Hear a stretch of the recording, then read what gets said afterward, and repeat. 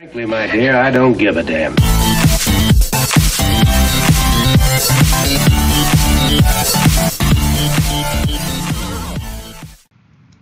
Hey guys, it's Tel here today.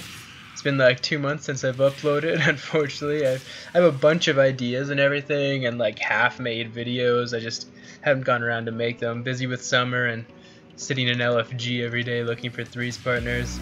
I know the struggle, boys. I know the struggle. It's you find like, oh hey, look, I'm a 2600 plus player, but nobody else is around your CR. So what ends up happening is you just take someone who typically is probably makes a trash comp like DH, like I don't know, just something bad, DH Fire Mage or something, you know, and then you end up losing or tanking. I've only been around 2250 this season, unfortunately. It's pretty low, but I have a pretty good grasp for a guide, 7.2 or 7.3 guide, whatever patch this is. Alright, so let's get right into it. I'm going to be going over talents, PvP talents, a basic rotation, and when to switch talents in arenas against specific comps. So you can look forward. I'll throw in some annotations here for you guys to just skip ahead to, so you don't have to listen to me nag on all day. Alright, so let's start with talents. First talent, you're always going to be picking Fellblade. It's a gap closer, does good damage, it's fire damage, so it ignores armor, just so you know, which is very powerful. 100 tier, Demon's Blade is just simply the highest DPS output overall. Prepared, I've tried it, it's not all that great. You have to hit someone with the retreat, and all of the time, like, let's say that guy, this little dwarf dude's a mage, right? Like, if you want to catch him and you have no fell rushes, you eventually retreat and then Fellblade him, right? To get to him. So you're not hitting anybody with that retreat, so it's kind of a use, like a waste. Demonic Appetite is the best survivability talent. It can heal quite a bit, things like 15% per soul fragment that you absorb, and it reduces the cooldown on I-beam, so it's okay, but only there's very few scenarios you'd need that extra survivability. Like, it won't make that big of a difference, is what I'm trying to say. 102 tier, always Bloodlet. First blood damage reduced by 85% in PvP, making it near useless, on top of the fact that it only does the excess damage to the first target struck. So let's say you're fighting against a Demo Lock team or a BM Hunter or anything with even one pet. That pet's gonna be on you 24/7. There's a really high chance the damage will be wasted, even with, you know, like, even if it did full damage. I'm pretty sure everyone would still use Bloodlet. Next tier, this one, alright, I always use Nether Walk against like 90% of teams. The only time I tend to use Desperate Instincts is if they have a rogue or maybe a feral or just something with consistent back-to-back stuns.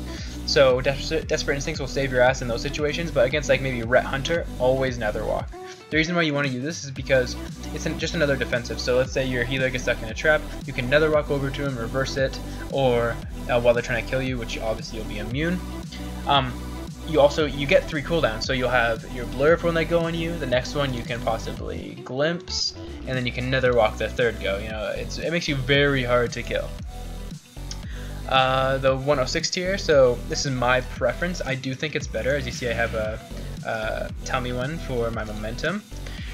It is the most DPS increasing of these 3, like the biggest DPS increase overall. Fell Eruption is trash. If you're Demon Hunter, use Fell Eruption.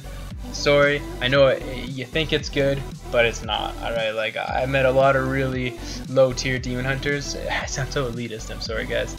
That think Fell Eruption is good, and it's just not. It does very mediocre damage, maybe like 400k, and it just DR stuns. So you'll use it, it's a 30-second cooldown, that means your DR for stun is now 30 seconds, so you're not going to be able to use your Chaos Nova for a long ass time. It's pointless pretty much.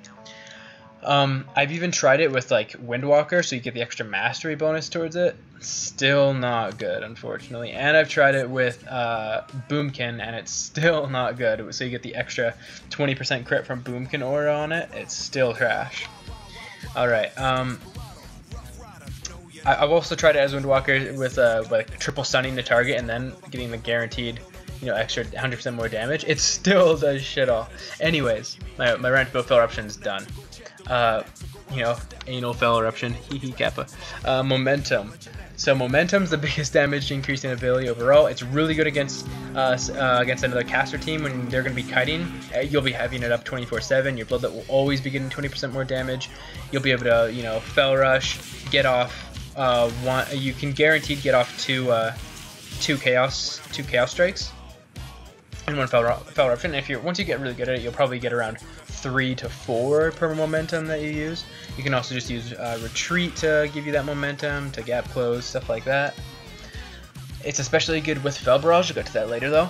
Nemesis is very powerful as well. So you'll Nemesis the target, you'll beat them for about maybe 16 seconds or so, because it lasts for 30 seconds, right? It does more damage than last, like it does less overall damage, 15% in PvP, but it lasts way longer, which is overall better. So how you'll use it in a PvP situation is you'll Nemesis the target, alright? You'll hit them for about 12 seconds, alright? And at the end of that 12 seconds, because you're going to be doing free damage, you'll force a cooldown most likely, you'll pop Chaos Blades. Alright, and the reason why you do this is because they'll typically pop like maybe a wall, a shield wall, you know, like some die by the sword, evasion, anything, right? And they'll waste that cooldown because you'll be doing excess damage to them. Then you can pop Chaos Blades and Nemesis will still be up for 18 seconds. And guess what? Chaos Blades last for 18 seconds. So never pop these right at the same time, or very rarely do. I find it's best to do them separately and then add on blades towards the end. You can even save meta for after if you want. You know, for after they pop even another cooldown, which you'll get with this. Or you can just stack it on with meta. It works as well. So Master of the Glaive for blood damage, etc. Unleash Power is pretty much useless. It reduces the cooldown, and the energy cost, but your biggest, like you're going to be getting your stuns off. You're going to have plenty of Fury from Demon's Blades regardless, and from Fellblade. So you'll always have enough Fury for Nova, and every time you dodge with Glimpse, you even get more Fury, right? So you'll be fine for Fury. Demon Reborn, only really good in 1v1s, unfortunately. You can pop everything and then just meta and pop everything again. Maybe World PvP or just like a 1v1 5v5 match or something, like Soda Poppin' or some shit does. That's the only time I can see people using that. Chaos Blades, 90% of the time, as I said before, it works really well with Nemesis and Momentum. Against a caster team or a double melee team, I like to use Fel Barrage. The reason for this is you can just do absolutely mad cleave, especially if you're playing with a Boomkin. You get the increased crit damage, and the Fel Barrage buff overall is very strong as well. So it's going to be doing a crap ton of damage with Momentum as the DPS are running after you. You can kite them and just smack them across the face.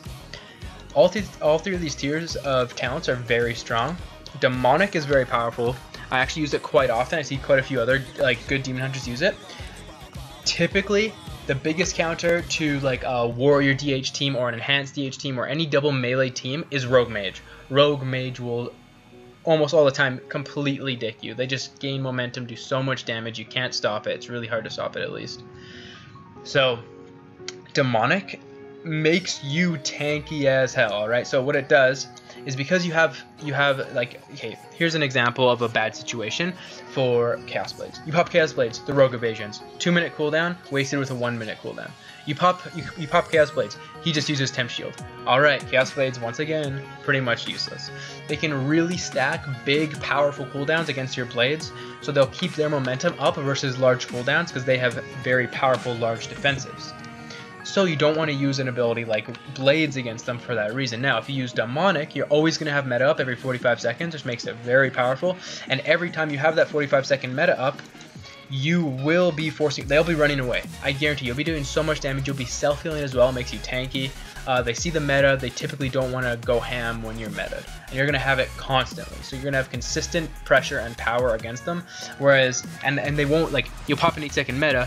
What are they going to do? They're going to waste a huge 2-minute cooldown on your 8-second meta? No, they won't. You'll just pop your 2-minute meta, you know? And then they're like, oh, shit. Like, god damn it. We're getting dicked. I use this almost all the time, which is a Rogue Mage team that sits on me. Almost all the time. And I always use Momentum, because you always have it against the mage, since you're chasing after them all day.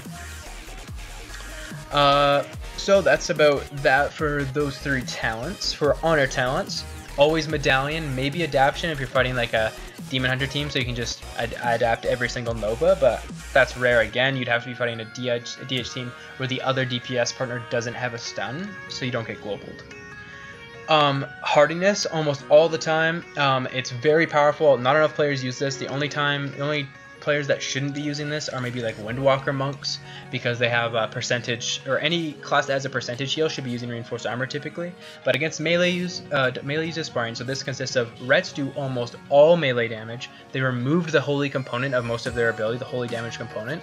They almost do all physical. They're pretty much a warrior. So against Rets use sparring, against warriors use sparring, and against ferals use sparring, and against MM hunters and BM hunters. Against nothing else use sparring. Always use hardiness, alright? Because the 10% HP is 10%, it's gone in 2 abilities, it's gone. So that 10% is always negligible, where throughout the game, this extra 20% damage reduction is like having bark skin on a druid all the time while above 80%. So if you're playing with a druid, you'll have hots on yourself, they swap to you, they're going to be going through those hots and a free 20% damage reduction. So use hardiness, people. Not enough people do, it's really good. Alright, hardiness rant over. Solitude, very powerful. Only use it when you're playing as a unless you're split DPSing as double melee, or if you're playing with a caster, that's when you use Solitude. But typically you'll always be using Glimpse. Alright, it's very strong defensive, and if you're playing double DPS like Arms Warrior DH as an example, or like Hero Cleave DH DK, you'll want to use cover. You use cover so that typically if you're playing with an Archon, for example, they'll, like an RMP will just swap to your healer. You just run over, cover them, they're completely fine. They're literally immortal during those 8 seconds of darkness, and they will, I guarantee, recover. You can really abuse it. It's very strong, trust me. Not enough DHs use that as well. So you'd be using Glimpse all the time. So here's another like little piece, right? So like, let's say they pop wings. Cupid team pops wings, right? In this scenario, you Glimpse. You're gonna have a 50% damage reduction from your Desperate Instincts, stacked onto a 20% from Hardiness. All of a sudden, you have a 70% damage reduction, you know, for 3 seconds, which is absolutely ridiculous. Like, you're immortal. Nothing can kill you during that time.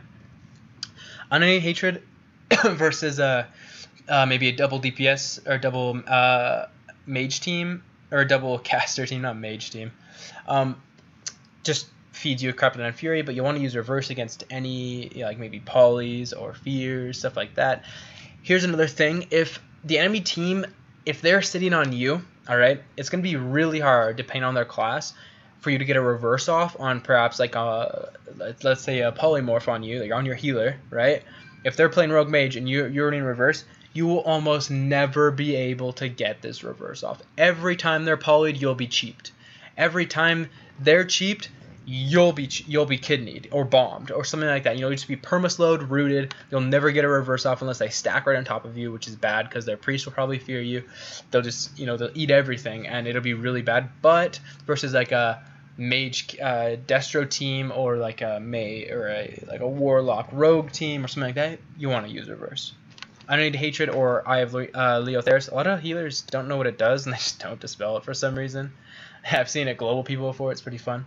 Demonic Origins all the time. Don't use Demonic Origins. 10% damage for free is ridiculous. Take it, people.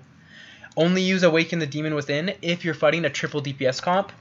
Obviously the reason for, or in twos perhaps, obviously the reason for that is because the game is only going to last about a minute. So, and your meta will last 45 seconds. So essentially you'll get a long meta and they won't be able to kill you, and they'll do nothing pretty much. They won't be able to kill you. You'll be doing crazy damage for a massive amount of time. They can't peel you really either because the game will last so short.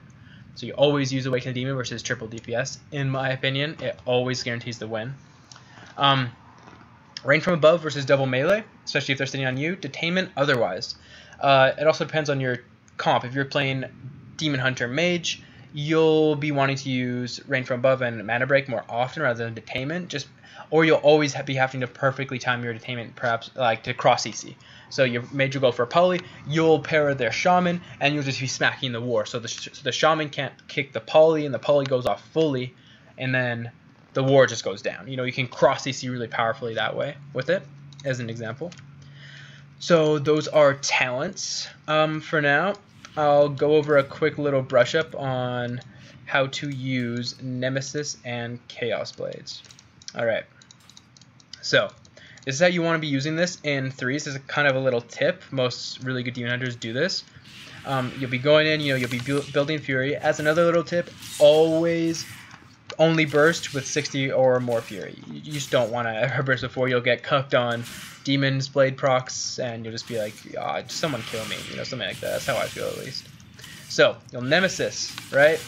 So you just wait, you keep DPSing, you do your normal stuff. You know, maybe you I-beam him here, free damage, keep the bleed up, just keep going, keep going, keep going. Now you start building fury, right now. So it's been 12 seconds, right? So right now is when you stun them.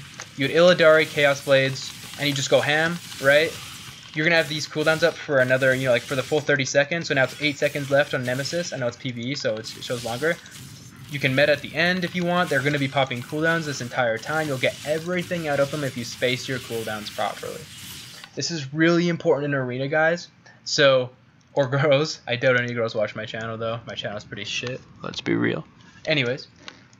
So, in this situation, all right, when you Nemesis, they're gonna be like, oh shit, he's going hard on me. You know, they know you've committed to They know you've committed to that target because they can see the Nemesis debuff on them, right?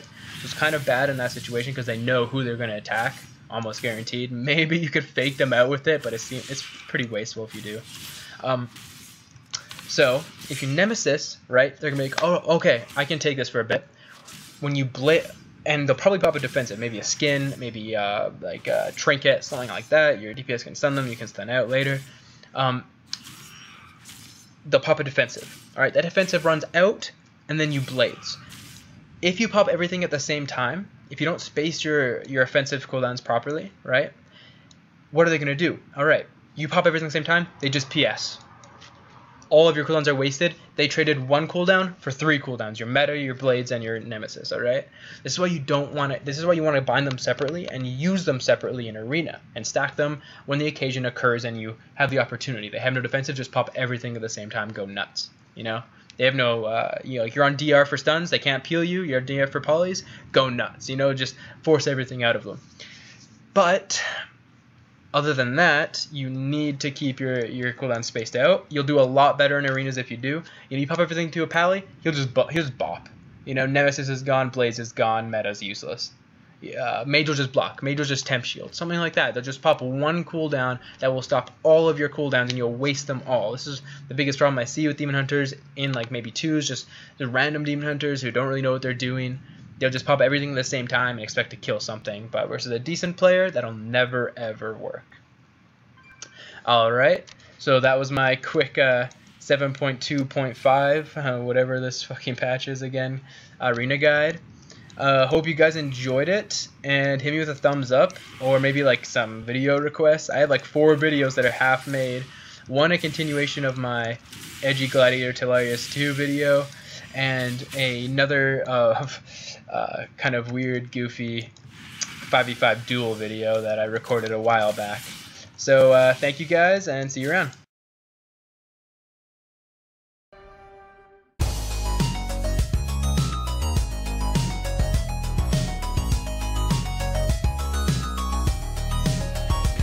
I'm gay.